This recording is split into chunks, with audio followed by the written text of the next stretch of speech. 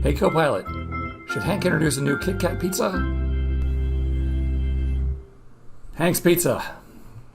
Hey Copilot, got to lead out a whole bunch of Kit Kat candy bars at a bargain. What do you think of a Kit Kat pizza? Or maybe a new dessert category? I think there's a lesson here. Just because the LLM says it's a fun and creative idea doesn't mean that it's a good idea.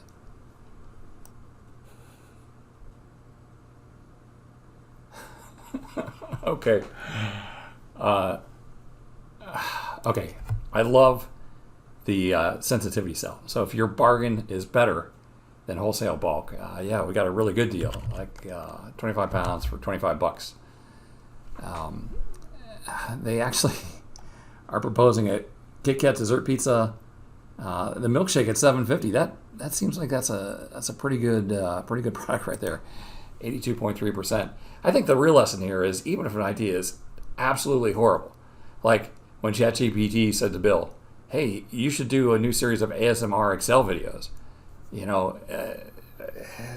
don't always believe what the LLM is saying. They're just trying to make you happy. Happy April Fools, everyone.